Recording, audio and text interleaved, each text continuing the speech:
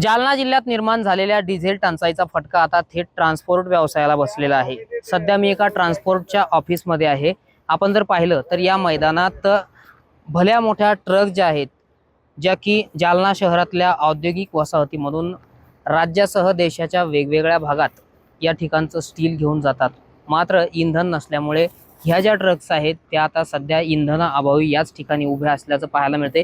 काही ट्रक्समध्ये लोखंडी सळया सुद्धा भरलेल्या आहेत, त्या सुद्धा या ठिकाणी ठप्प झालेल्या आहेत। आपण या बाजूला सुद्धा पाहू शकतो की असंख्य अशा ट्रक ज्या आहेत त्या जालना शहरातल्या एका ट्रान्सपोर्टच्या ऑफिस समोर या ठिकाणी इंधनाअभावी उभा असल्याचं चित्र खरं तर आपल्याला पाहायला मिळतंय। खरं तर स्टील सिटी ऑफ इंडिया म्हणून या जालना शहराची ओळख आहे। मात्र या जालना शहरात मागच्या काही दिवसापासून होणारी स्टीलची वाहतूक करणाऱ्या शेकडो ट्रक्स आणि ट्रेलरची चाकं जी आहेत ती थांबलेली आहे। त्यामुळे ट्रान्सपोर्ट व्यावसायिकांसहच इतर ट्रक चालकांना सुद्धा रोज कोट्यवधी रुपयाचं नुकसान जे आहे ते सहन करावं लागत असल्याचं चित्र खरं तर आपल्याला हे वस्तुस्थितीमधून पाहायला मिळतंय। दररोज होणाऱ्या ट्रकच्या ज्या फेऱ्या आहेत त्या आता निम्म्यावरती आलेल्या आहेत। त्यामुळं या ठिकाणी आपण पाहू शकतो की ट्रक चालक आहेत गेल्या काही दिवसापासून या ठिकाणी या ट्रकची चाकं जी आहेत ती थांबलेली आहेत।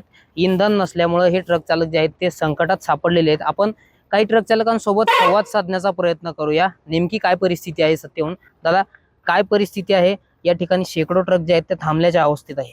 आता गेल्या 1 ते 1.5 महिन्यापासून डिझेल टंचाई असल्यामुळे आमच्या बघा तुम्ही गाड्या तर कमसे कम 200-300 गाड्या आमच्या ग्रुपच्या आहे। त्या गाड्याचा माल भेटत नाही। माल तो भेटतो पण डिझेलमुळं 4-4, 5-5 दिवस गाडी थांबून ठेवावं लागते लाईनमध्ये। आणि हे असं झालं, आमच्या एका महिन्यामध्ये कमसे कम 5 ते 7 चक्कर लागायच्या। आता डिझेल टंचाईमुळे 1 किंवा 2 चक्कर लागतात आणि याच्यामुळं आमचा गाडीचा जो हप्ता आहे फायनान्सचा तो भरायला आम्हाला जड जातो। बाकी याच्यावर सरकारनं थोडंफार लक्ष द्यायला पाहिजे।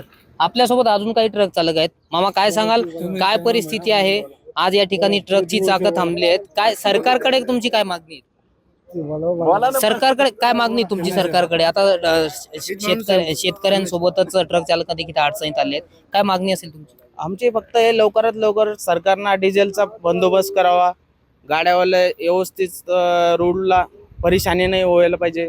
आता आज आम्हाला 5,000 म्हणजे 500 किलोमीटर जायचं असलं तर 5,000चं डिझेल देतात। त्याच्यामुळं तर आम्ही जाऊ शकत नाही।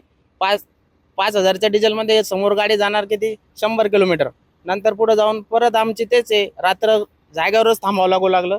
त्याच्यामुळे आमची खूप परेशानी होती। त्याच्यामुळे सरकारनं थोडं याच्याकडे लक्ष द्यायला पाहिजे। ही सगळी परिस्थिती केव्हापासून उद्भवलेली आहे? आता ही परिस्थिती आता गेल्या 1.5 महिन्यापासून आम्हाला या परिस्थितीचा सामना करावा लागतो।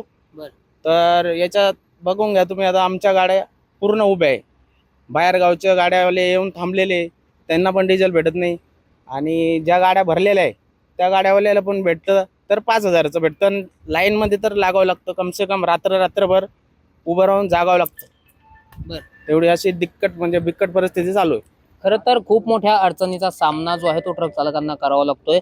मामा, काय सांगाल, तुमचं गाव कोणतं आणि काय परिस्थिती सत्य? माझं गाव जालना जिल्ह्यातलं दावलवाडी आहे। डिझेल भेटत नसल्यामुळं संपूर्ण घरादारावर लेकराबाळाच्या शिक्षणावर पण परिणाम होतोय। जिथं 5 ते 6 चक्कर महिन्यातल्या लागायचे, आज तिथं 2 चक्कर होत आहेत। आता मुलांची शाळा कॉलेजची फी भरणं आहेत, घरचा वैयक्तिक खर्च, आर्थिक खर्च सगळाच ताण येतोय। जर शासनाने डिझेल वेळेवर उपलब्ध करून दिलं तर थोडं बरं होईल, एवढी सरकारला आमची विनंती राहील। तर एकूणच आपण पाहतोय की ट्रकचे हप्ते असेल किंवा कुटुंबातील लेकराबाळांचा शिक्षणाचा प्रश्न असेल, हे प्रश्न जे आहेत ते सुद्धा खोळंबले असल्याचं चित्र जे आहे ते ट्रक चालकांनी आपल्याशी बोलताना व्यक्त केले आहेत। खरं तर ट्रान्सपोर्ट व्यावसायिकांना कोट्यवधी रुपयाचा आर्थिक नुकसान जे आहे ते रोज सहन करावं लागत आहे। यासोबतच ट्रक चालक देखील अडचणीत आलेले आहेत। जालना शहरातल्या या ऑफिसवर आपण जर पाहिलं तर खूप मोठ्या ट्रक ज्या आहेत त्या थांबलेल्या आहेत। याचं मुख्य कारण म्हणजे या ट्रक्समध्ये डिझेल नाही। एका महिन्यामध्ये 6 ते 7 चक्रा आमच्या व्हायच्या, मात्र डिझेल नसल्यामुळे आमच्या केवळ 1 ते 2च चक्रा आता होत असल्याची वस्तुस्थिती जी आहे ती ट्रक चालकांनी आपल्यासोबत बोलताना सांगितलेली आहे। त्यामुळे नेमकी ही परिस्थिती आता केव्हा पूर्वपदावर येते हे पाहणं महत्त्वाचं ठरेल। रामनाथ ढाकणे, TV9 मराठी, जालना।